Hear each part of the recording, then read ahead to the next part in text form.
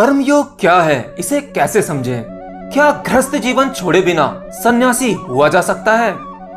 देखिए, मेरे इस अकेले वीडियो में आपको सभी सवालों के जवाब मिल जाएंगे।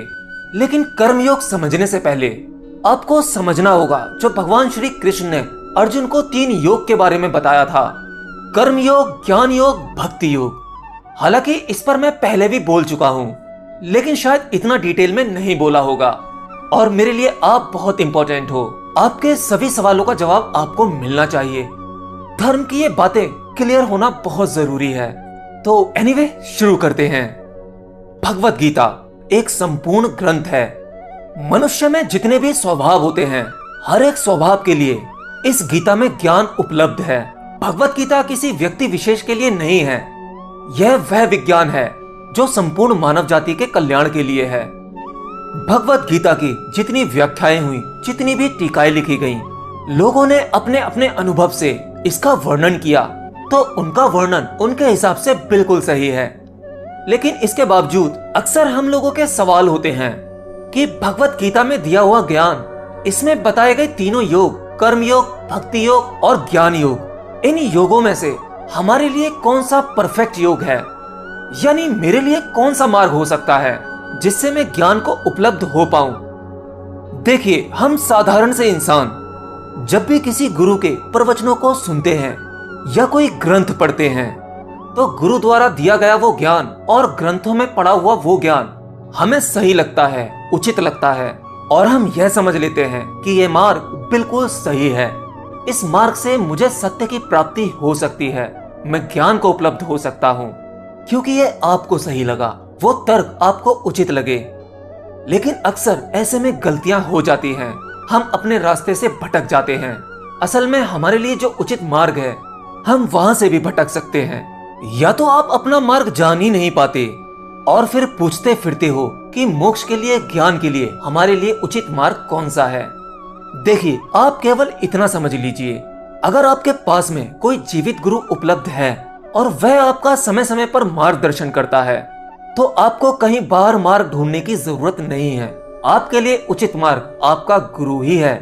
और अगर ऐसा नहीं है, तो आपके लिए आपका उचित मार्ग आपके भीतर ही है। बस अब जरूरत है आपको उसे तलाशने की, आपको जागने की। कहते हैं भगवत गीता में दुनिया के सभी सवालों के जवाब हैं, और आप बार बार भगवत गीता पढ़ते हो, अपने सवालों के जवाब ढूंढते हो और फिर भटक जाते हो। असल में भगवत गीता पढ़ने के बाद उसमें लिखे हुए रहस्य वो हमारी समझ में आते ही नहीं हैं, और शायद इसीलिए हमें उसे बार बार पढ़ने की जरूरत पड़ती है। हाँ, जो चीज आपको एक बार पढ़ने में समझ में आ जाए, तो उसे दोबारा पढ़ने की क्या जरूरत है? क्यों? हाँ, आप भगवत गीता को ही अपना गुरु बना सकते हो। वही एक किताब आपका सही मार्गदर्शन करेगी। लेकिन उस किताब को पढ़ने के लिए आपको समर्पण, तर्क वितर्क से दूर उसे समझने की शक्ति होनी चाहिए। श्रीमद् भगवत गीता को अगर 10 लोग पढ़ते हैं, तो 10 के 10 लोग एक ही अर्थ नहीं निकाल पाएंगे। उनके 10 अर्थ हो सकते हैं, क्योंकि उन सभी 10 लोगों का अलग अलग स्वभाव, अलग अलग बुद्धिमत्ता, अलग अलग सोच है। तो जवाब एक जैसे कैसे हो सकते हैं? 10 लोगों के निष्कर्ष एक दूसरे से मैच नहीं होंगे। और यही सुंदरता है भगवत गीता की, जिसमें सबके लिए कुछ ना कुछ निकल ही जाता है। श्रीमद् भगवत गीता में बताए गए 3 मार्ग, ज्ञान योग, कर्म योग, भक्ति योग। अगर आप इन तीनों मार्गों को समझ गए, इन तीनों योग को समझ गए, तो समझो आपने संपूर्ण भगवत गीता का निचोड़ पा लिया। आप पूरी भगवत गीता समझ जाओगे। सबसे पहले बात करते हैं ज्ञान योग की। ज्ञान योग क्या है? भगवान कृष्ण ने अर्जुन को सबसे पहले ज्ञान योग के बारे में ही बताया था, और इस ज्ञान योग का सीधे शब्दों में अर्थ होता है अपने आप को अपने भीतर ही, स्वयं को आत्म तत्व में जान लेना। मतलब ऐसे जैसे कि ये जो शरीर है, ये मैं नहीं हूं, मुझ में जो बोल रहा है, मैं ये भी नहीं हूं, मैं मन भी नहीं हूं। जो भी कुछ बाहरी रूप से देखा, समझा या बोला जा सकता है, वह केवल इस शरीर की प्रवृत्ति है। लेकिन इसके भीतर एक आत्म तत्व है जो इससे परे है, और जो व्यक्ति इस आत्म तत्व के ज्ञान को पा लेता है, वह ज्ञान योगी है। और भगवान श्री कृष्ण अर्जुन को समझाते हुए कहते हैं नैनम छिद्दन्ति शस्त्राणि नैनम दहति पावकः न चैनम क्लेन्दयन्त्यापो न शोषति मारुतः। अर्थात ये जो आत्मा है ना तो इसे शस्त्रों से काटा जा सकता है, ना आग इसे जला सकती है और ना पानी इसे भिगो सकता है। ये बस है, आत्मा ना तो मरती है ना जन्मती है। ये आत्मा बिल्कुल वैसे ही है जैसे तुम अपने पुराने वस्त्रों को त्याग करके नए वस्त्र धारण करते हो। आत्मा भी ऐसे ही पुराने शरीर को त्याग करके नया शरीर धारण करती है। यह सदा से है।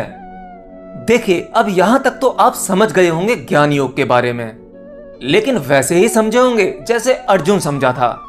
हाँ, मतलब अर्जुन इसे एक बार में समझ ही नहीं पाया था और श्री कृष्ण के सामने एक बड़ी दुविधा में पड़ गया और कृष्ण से बोला, हे माधव, एक तरफ तो आप कह रहे हैं कि ये आत्मा अमर है, ये कभी नहीं मरता, शरीर बदलते हैं, आत्मा अकर्मण्य है, और दूसरी तरफ मुझे कह रहे हैं कि उठा शस्त्र और काट डाल सबको। मैं कुछ समझा नहीं। असल में अर्जुन इसे अभी इसलिए नहीं समझ पाया क्योंकि अर्जुन ज्ञान योग को नहीं समझ सका। उस आत्म तत्व को उसने अभी केवल शब्दों में सुना, उसका अनुभव नहीं किया जैसे हम समझ पाते हैं। हम सब भी तो यही बातें करते हैं कि आत्मा अमर है, लेकिन क्या आप भीतर से जानते हो कि आत्मा आखिर है क्या, वो कैसी है? राजा जनक ने इसे एक बार में ही समझ लिया था जब अष्टावक्र ने राजा जनक को आत्म तत्व का ज्ञान दिया। हे राजन, तू अपने आप को आत्म तत्व के रूप में जान और अभी से सुखी हो जा। तू सदा से मुक्त था, मुक्त है और मुक्त रहेगा। लेकिन जब अर्जुन इस बात को नहीं समझा तो कृष्ण भगवान कर्म योग को जोड़ते हैं और अर्जुन को कर्म योग के बारे में संक्षेप में बताते हैं कि कर्म योग क्या है, क्योंकि अर्जुन से एक बहुत बड़ा काम करवाना था। और हाँ, मैं आपको बता दूं, अगर आप आत्म तत्व को नहीं जान पाओगे तब तक आप कर्म योग में नहीं उतर पाओगे, आप कर्म योग नहीं समझ पाओगे। साक्षी होकर कर्म करना, यही कर्म योग है। साक्षी योग का मतलब आप आत्मस्मरण करके कोई भी कर्म करते हैं तो वह कर्म योग हो जाता है। आपको अपनी आत्मा का स्मरण होना बहुत जरूरी है। कर्म योग का अर्थ तथाकथित हम जो जानते हैं वो नहीं है, हम उसे वैसा ही समझते रहेंगे। और वैसे भी हम लोग अपने मतलब की चीजें कहीं से भी निकाल लेते हैं। ये इंसानी बुद्धि बहुत ही चालाक है। हम भोग विलास की वस्तु में उलझे रहते हैं, मोह माया संभोग इनसे मुक्त नहीं हो पाते, और दूसरी तरफ ज्ञान की कश्ती में भी पैर रख लेते हैं और कर्म योग का झंडा उठाकर कहते हैं कि हम कर्म योगी हैं। हम समाज में रहकर कर्म करते हैं, कर्म से मुंह नहीं मोड़ते। असल में ऐसे लोग कर्मों से बंधे हुए होते हैं, कर्म मुक्त नहीं होते। और अगर आप अपने आप को आत्म रूप में जानकर साक्षी भाव में होकर कर्म करते हो तो यह कर्म योग होता है। मतलब ये ऐसा है, जब आपको पता लग जाता है कि ये शरीर मैं नहीं हूँ, मेरे भीतर आत्म तत्व है, वो ईश्वर ही है। उस ईश्वर ने ये शरीर रूपी यंत्र चुना है कुछ कर्म करवाने के लिए, तो इस शरीर से जो भी कर्म होंगे वो मैं नहीं करूंगा, वो ईश्वर ही इस शरीर के जरिए सभी कर्म करेगा। यानी मैं वो आत्म तत्व कर्म मुक्त है, वह करता नहीं है, वह अकर्ता है। अगर ऐसा जानकर आप कर्म में उतरते हो तो आप कर्म योगी हो और सभी कर्म करते हुए भी कर्म मुक्त हो, और ऐसे में आप कर्म फल से भी मुक्त हो जाते हो। और अच्छी बात यह होती है कि इस स्थिति में आकर आपसे कोई कार्य, कोई कर्म गलत होता ही नहीं है। बिना आत्मज्ञान के यानी बिना ज्ञान योग के आप कर्म फल से भी मुक्त नहीं हो सकते। आप जो भी कार्य करते हो उसके साथ एक फल जुड़ा होता है, बिना फल के आप कुछ नहीं कर सकते, और ये फल की इच्छा ही आपको ज्ञान के मार्ग से भटका देती है। भगवान कृष्ण ने अर्जुन से क्यों कहा कि तू फल की इच्छा मत कर, तू केवल कर्म कर, क्योंकि वो अच्छी तरह से जानते हैं कि फल मनुष्य के हाथ में है ही नहीं, उसके हाथ में तो केवल कर्म है, वह कर्म कर सकता है। फल मिलना न मिलना उस ईश्वर के हाथ में है। और क्या कभी आपने सोचा है ये फल की इच्छा रखना ही हमें भीतर से विचलित करती है, हमें सांसारिक बना देती है। अरे भाई, उस चीज का क्या फायदा जो तुम्हारे हाथ में ही नहीं है। अपनी पिछली जिंदगी को उठाकर देखो, आपने जितने भी कर्म किए उनकी इच्छा भी रखी होगी, क्या आपकी इच्छा अनुसार आपको फल मिला? यह आपने कितनी बार किया और आप इसे तब भी नहीं समझ पाए? अगर आप अपने जीवन के अनुभवों से नहीं समझ सकते तो ऐसी भगवत गीता जैसी किताब भला आपको कैसे समझा सकती है? उस ईश्वर ने आपके अंदर एक ऐसा मैकेनिज्म बनाया है जिसके जरिए आप ज्ञान को स्वयं ही उपलब्ध हो सकते हो। आपको किसी किताब, किसी ग्रंथ, किसी गुरु की आवश्यकता नहीं होती। ये सब कुछ आपके भीतर से ही जन्म लेता है। आप ही सर्वे सर्वा हो। आपके भीतर वो आत्म तत्व ही सब कुछ है।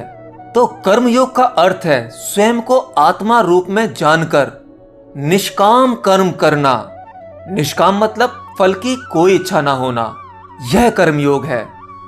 जैसे आप कोई भी खेल देखते हो, क्रिकेट का एग्जाम्पल ले सकते हो। उसमें 11 खिलाड़ी एक टीम में होते हैं और 11 दूसरी टीम में। और जब आप उन्हें खेलते हुए देखते हो तो केवल उस खेल का आनंद लेते हो।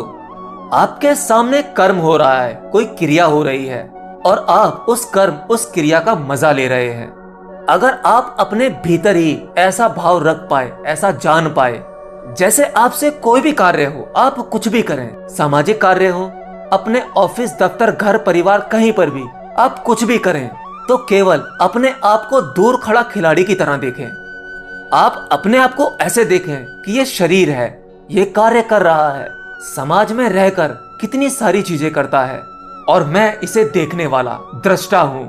साक्षी भाव रखो, तब आप अपने आप को ऐसे जान पाओगे जैसे ये दुनिया खेल का मैदान है और आप यानी ये शरीर रूपी यंत्र कर्म करने के लिए इस पृथ्वी पर आया है और ईश्वर इसके जरिए कुछ कर्म करवाना चाहते हैं। तो आपको प्रतीत होने लगेगा कि आप आत्म तत्व हो, आप ही वह ईश्वर हो जो खुद में खुद को एक यंत्र के रूप में देख पा रहे हैं कर्म करता हुआ। यह निष्काम कर्म है, यही कर्म योग है। अब भगवान कृष्ण तीसरी बात कहते हैं भक्ति योग की। भक्ति योग क्या है? भक्ति योग का सीधा सा अर्थ है उस परमात्मा को जान लेना और उसके प्रेम में पड़ जाना, उसके प्रेम में ही जीना। और परमात्मा को जानने का तत्व वो ओमकार है और इसके लिए क्रिया योग बहुत अच्छा मार्ग है। यहाँ पर प्रभु को सब कुछ समर्पण करना है, अपना कर्तापन ही त्याग देना है, यही प्रभु के चरणों में रख देना है कि मैं तो कुछ हूं ही नहीं करने वाला, अब तो सब कुछ तेरे हाथ में है, डोर तूने पकड़ रखी है, जैसा तू चलाए ये वैसा ही चलेगा। मैं कुछ नहीं, सब कुछ तू है, हम तो केवल माध्यम हैं, करने वाला तो वह ईश्वर है। मेरे पास जो कुछ है वो सब कुछ तेरा ही है और तेरा तुझको ही समर्पित। तन मन धन ये जीवन सब कुछ तुझको अर्पण, जैसा मीरा ने किया। यह होता है भक्ति योग। अब देखो, ज्ञान योग में आप आंख बंद करके प्रभु का ध्यान लगाते हो, ध्यान करते हो, मेडिटेशन करते हो, वैज्ञानिक रूप से उसे जानने की कोशिश करते हो, तो आपके भीतर ही वो निराकार के दर्शन होते हैं। आप जानने लगते हो सब कुछ संचालित करने वाला, सबका केंद्र आपके भीतर वो आत्म तत्व है। और यही सब कुछ आंखें खोलकर जान पाओ, उस निराकार का अनुभव कर पाओ, तो ये भक्ति योग है। और कर्म करते हुए कर्मों से मुक्त रहना, अपने आप को आत्म तत्व जान लेना, बिना फल की इच्छा रखे कर्म करना निष्काम कर्म है। यह कर्म योग है।